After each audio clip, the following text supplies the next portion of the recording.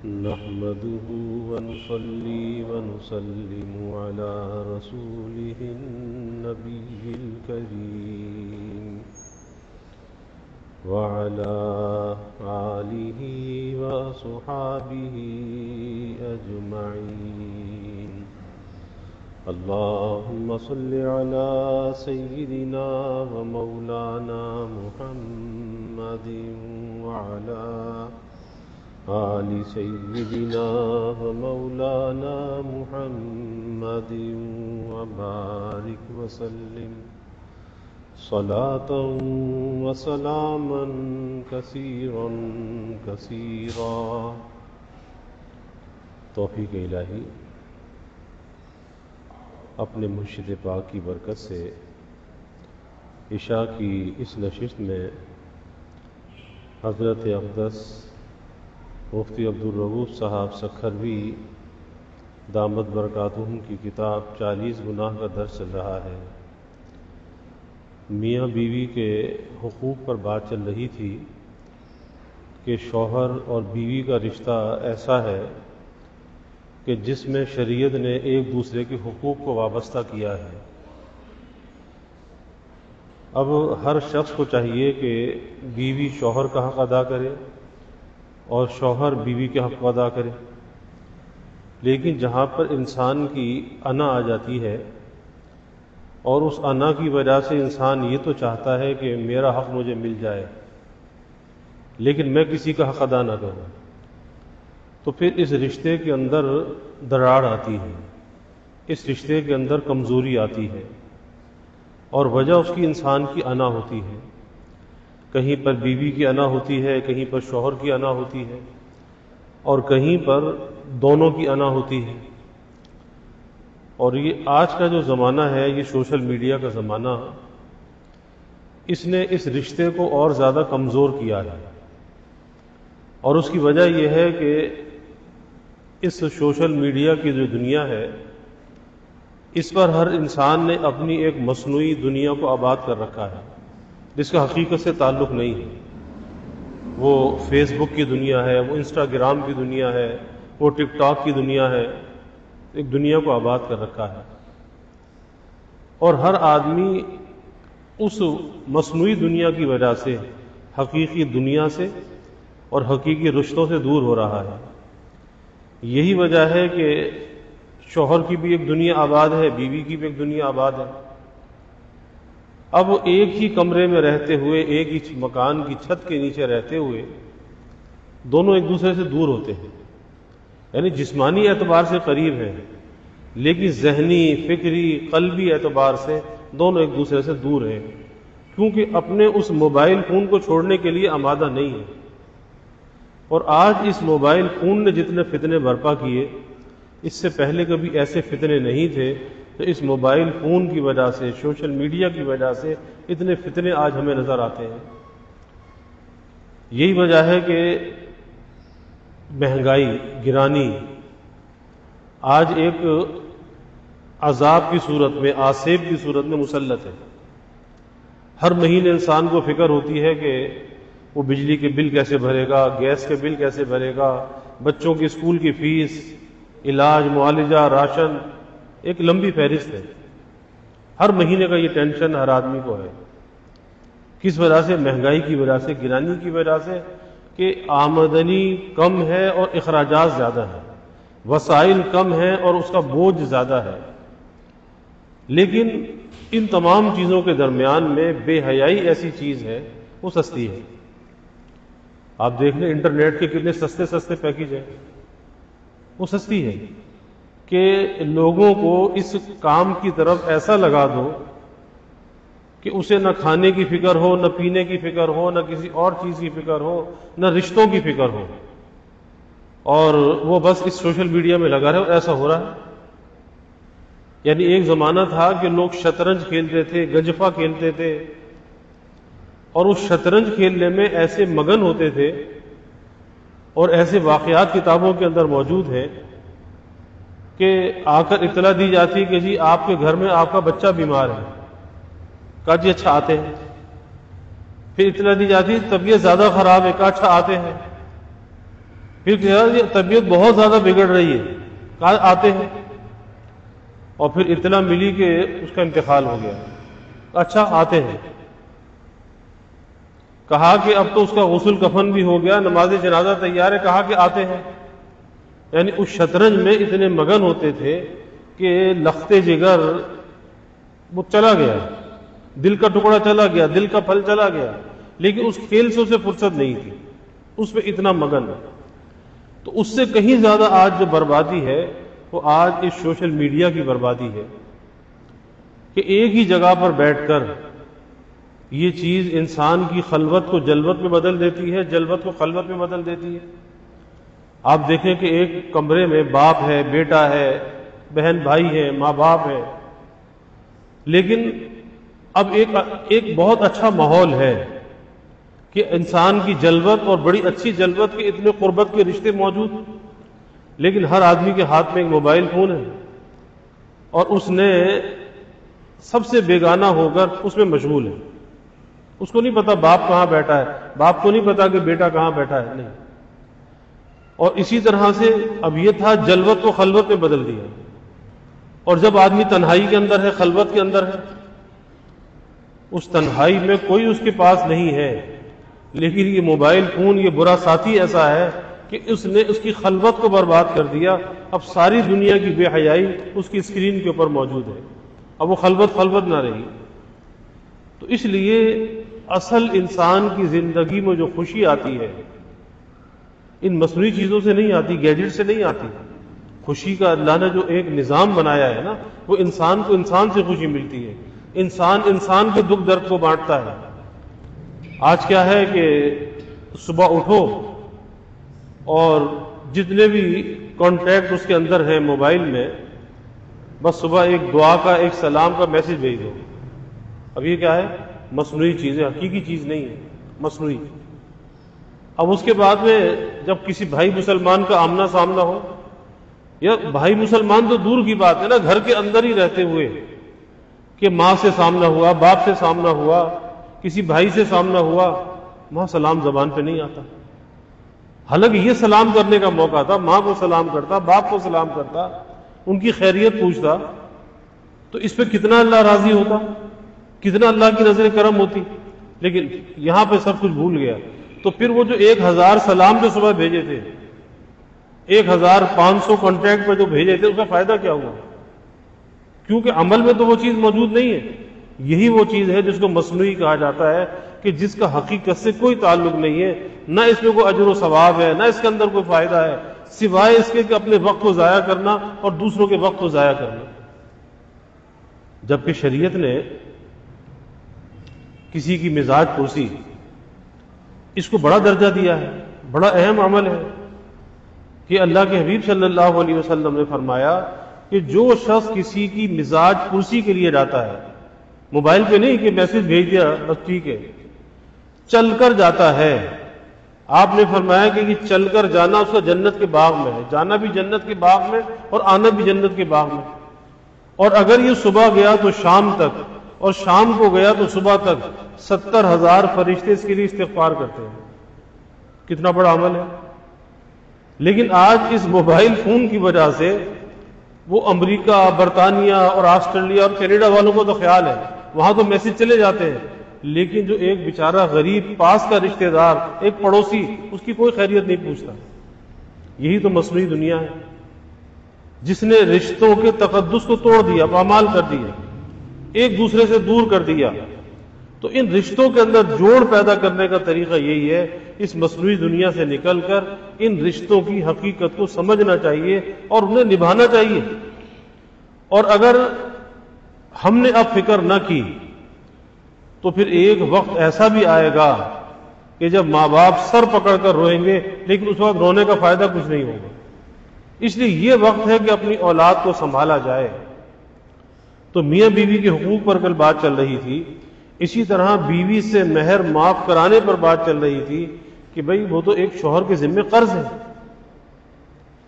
اور قرض کا اصول یہ ہے کہ جتنا جلد اس قرض کو ادا کر دے، جتنا جلدی اس قرض کے بوجھ سے نجات لے لے۔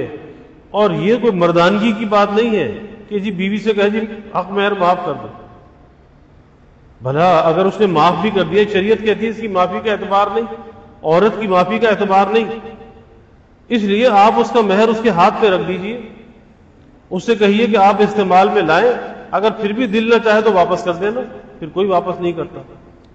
اسی طرح سے میراث کا مسئلہ ہے کہ باپ مر گیا، اب بہنوں سے کہتے ہیں کہ بھئی معاف کر دو، باپ نے تمہاری شادی تو کرا دی تھی، تو شادی کرا دی تھی، باپ نے جو دینا تھا وہ دے دیا، اب جو کچھ بچا ہے وہ ہمارا ہے، تم معاف کر دو۔ اب یہ مردانگی کی بات نہیں ہے کہ بہنوں سے معاف کرایا جائے، اور پھر کہتے ہیں جی بہنوں نے تو معاف کر دیا تھا، تو شریعت کہتی ہے کہ بہنوں کی معافی کا اعتبار نہیں ہے۔ باپ کی میراث میں جتنا حصہ بہنوں کا آیا ہے، ابھی میراث کے مسائل ابھی آنے والے ہیں، ان کے ہاتھ پہ رکھو، ان کو دو۔ دکان بکتی ہے، مکان بکتا ہے، بیچ دو، جس کا جو حصہ ہے اس کے حوالے کر دو، کیونکہ جب اللہ اس چیز کو پسند کرتا ہے تو ہم کون ہوتے کہ جی مکان نہ بکے، دکان نہ بکے اور پھر دوسروں کا حق غصب کر جاؤ۔ اس لیے جس کا جو حق ہے اس کو دے دینا چاہیے۔ پھر اسی طرح سے اہل و عیال کا نان و نفع۔ اب نان و نفع کسے کہتے ہیں کہ اگر باپ ہے اس کے ذمے اپنی اولاد کا نان و نفع ہے، شوہر ہے اس کے ذمے بیوی کا نان و نفع ہے۔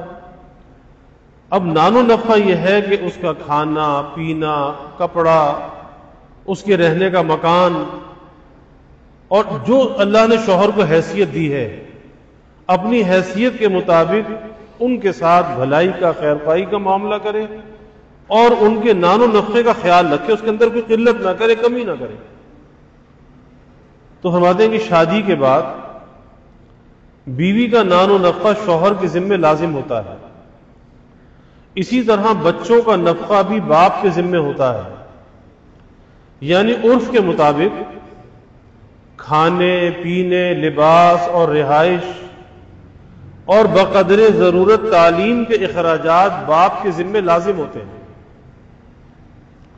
بیٹے کے اخراجات، بیٹا اگر ہے، بیٹے کے اخراجات بالغ ہونے تک اور بیٹی کے اخراجات شادی ہونے تک لازم ہے کہ بیٹا بالغ ہو گیا، اب باپ کے ذمے اس کی ذمہ داری نہیں ہے، اب جائے کھائے کمائے کچھ بھی کرے۔ یہ تو ہمارے ہاں کا ایک ماحول ہے، والدین آخر تک بچوں کا خیال کرتے ہیں، ان کی کسی نوکری کا، ان کے کاروبار کا، ان کے مکان کا، ان کی شادی کا، ہر چیز کا والدین خیال کرتے ہیں۔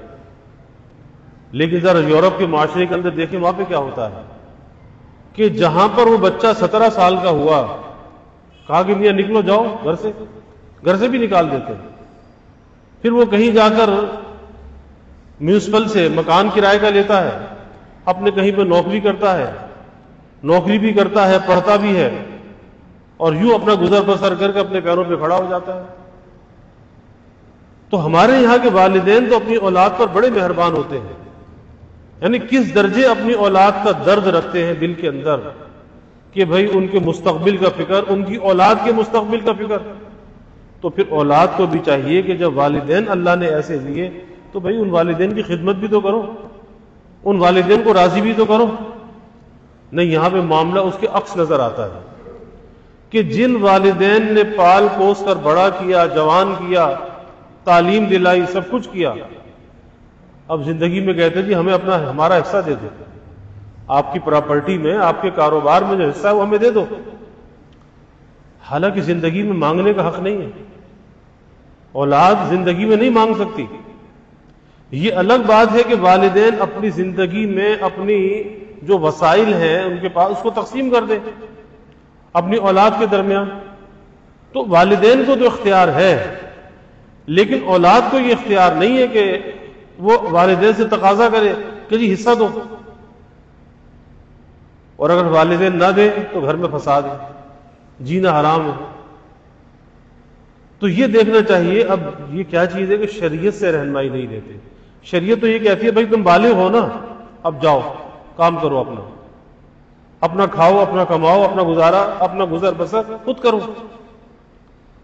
اور رہی باپ کی وراثت، باپ کی میراث، اگر باپ کا انتقال ہو جائے تقسیم کر لینا، اور یہ تو ایسی تقسیم ہے اللہ نے قرآن میں اس چیز کو بیان کیا ہے کہ کس کا کتنا حصہ ہے، کیا ہے، اللہ نے قرآن میں اس کو بیان کیا، لیکن زندگی کے اندر نہیں مانگ سکتے۔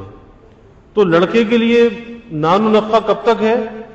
جب تک کہ لڑکا بالغ ہو جائے، اور 13-14 سال کی عمر میں لڑکا بالغ ہو جاتا ہے، 12 سال کی عمر میں لڑکی بالغ ہو جاتی ہے۔ لیکن لڑکی کا جو نان و نفقہ ہے وہ اس کی شادی تک ہے، اور شادی کا مطلب یہ نہیں ہوتا کہ باپ کی میراث سے لڑکی کا حصہ یا اس کا حق ختم ہو گیا۔ ہاں، ہندوؤں کے اندر یہ رواج ہے کہ ہندو جب اپنی بیٹی کی شادی کرتا ہے تو اس نے جو دینا ہے وہ دے دیتا ہے، اس کے بعد بیٹی کا حصہ ختم ہے۔ لیکن اسلام کی تو تعلیم یہ ہے کہ بھئی بیٹی کا تو ڈبل حصہ ہے، باپ کی طرف سے بھی حصہ ہے، شوہر کی طرف سے بھی حصہ ہے۔ لوگ کہتے ہیں نا بیٹی کو آدھا ملتا ہے، آدھا نہیں ملتا، اس کو ڈبل ملتا ہے، باپ کی طرف سے بھی ملتا ہے، شوہر کی طرف سے بھی ملتا ہے۔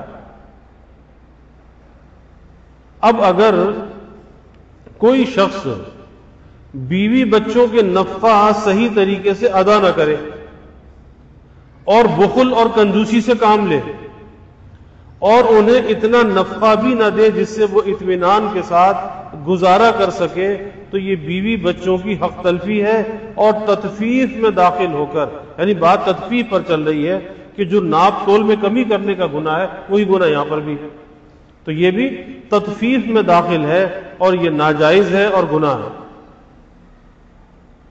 اور اکثر یہ ہوتا ہے، بہت گھروں کے اندر یہ شکایت ہے کہ باہر یاری دوستی کا جو حلقہ ہے بہت بڑا ہے۔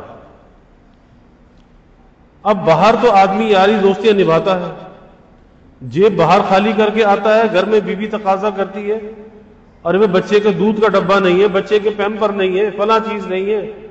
اب اسے برا لگتا ہے، غصہ آتا ہے کہ روز روز یہ چیزیں، بھائی تمہاری اولاد ہے، تمہارے ذمہ ہے۔ تو اس لیے بیوی بچوں کا جو حق ہے وہ مقدم ہے۔ اگر کوئی شخص دوستی میں، یاری دوستی میں تو خرچ کر رہا ہے اور بیوی بچوں کے حق میں حق تلفی کر رہا ہے، کل قیامت کے دن اس سے سوال ہوگا کہ ان کے حق کو تو نے کیسے ضائع کیا تھا، اللہ کو کیا جواب دے گا؟ اور اگر انسان ان فضول خرچیوں سے اپنے آپ کو روک لے، اور وہ فضول خرچی کس لیے ہوتی ہے؟ نام کے لیے ہوتی ہے، نام و نہاد، کہ جی دوستوں میں نام ہو جائے، جی ہاں جی بڑا خرچ کرنے والا ہے۔ تو اگر باہر کی فضول خرچیوں کو روکے تو گھر کے اندر بہت اچھا گزر بسر ہو سکتا ہے۔ اس لیے اپنے گھر والوں کی جو ضروریات ہیں، بیوی بچے، اس کو ہمیشہ مقدم رکھنا چاہیے۔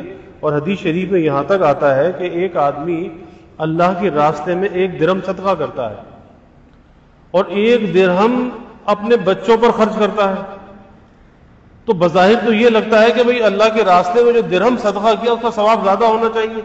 نہیں، آپ نے فرمایا کہ جو اپنے بیوی بچوں پر خرچ کیا اس کا ثواب زیادہ ہے، اس لیے کہ اللہ کے راستے میں جو صدقہ کیا وہ تو ایک نفل صدقہ تھا، اور بیوی بچوں پر جو خرچ کیا یہ فرض تھا، یہ حقوق میں سے تھا، اس لیے اس خرچ کرنے پر بھی اجر ہے۔ یہ خالی پیٹ بھرنے کا دھندا نہیں ہے، کیونکہ ہمارا جو اللہ نے دین ہمیں دیا ہے یہ ایسا دین ہے جو ہماری پوری زندگی کو احاطہ کرتا ہے، ہماری زندگی کے ایک ایک حصے کو یہ احاطہ کرتا ہے۔ اور جب ہم حقوق کی رعایت کر کے اپنے کاموں کو انجام دیتے ہیں، چاہے وہ تجارت ہے، ملازمت ہے، چاہے بیوی بچوں کا حق ہے، پڑوسی کا حق ہے، تو اس پر بھی اجر و ثواب ملتا ہے۔ یہ نہیں کہ وہ اجر و ثواب سے خالی ہے، اس پر اجر و ثواب ملتا ہے۔ ہاں، کافر اگر دنیا میں انسانوں کے ساتھ بھلائی کرتا ہے تو کافر کو اللہ دنیا میں اس کا بدلہ دے دیتا ہے، لیکن آخرت میں اس کا کوئی حصہ نہیں ہے۔ لیکن مسلمان جب دنیا کے اندر رہ کر بھلائی کرتا ہے، خیر خواہی کرتا ہے، تو اللہ تعالیٰ اسے دنیا میں بھی اس کی برکت عطا فرماتے ہیں، اور اس کا صلہ اللہ تعالیٰ آخرت میں بھی عطا فرمائیں گے۔ تو اس لیے یہ بھی تطفیف کے گناہ میں داخل ہے، اور یہ ناجائز ہے اور گناہ ہے۔ اب اس طرح یہ چند صورتیں تھیں جو تطفیف کے گناہ کے بارے میں یہاں لکھی گئی۔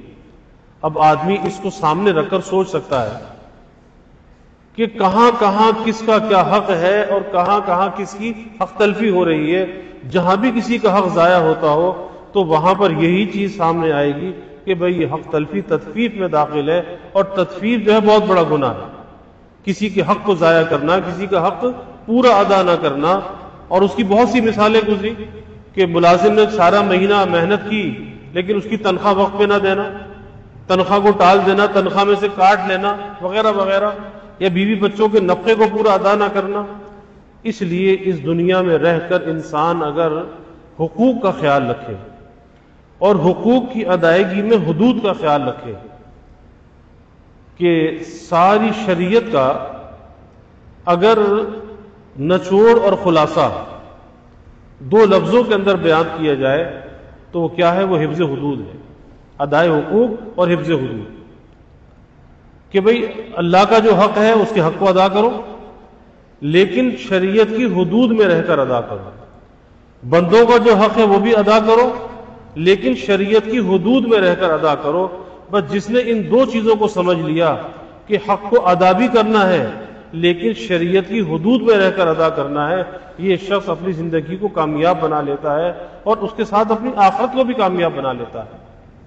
تو اللہ تعالی ہمیں حقوق کا پورا پورا ادا کرنے والا بنائے، اور یہ جو تطفیف کا جو گناہ ہے، ناپ تول میں کمی کا جو گناہ ہے، اللہ اس حق تلفی سے اللہ ہم سب کی حفاظت فرمائے۔ اب اس کے بعد آگے میراث کے بارے میں کچھ تفصیل بیان کی ہے، اور یہ میراث کا جو موضوع بڑا اہم ہے۔ اللہ تعالی ہمیں صحیح عمل کی توفیق عطا فرمائے۔ وآخر دعوانا الحمدللہ رب العالمین۔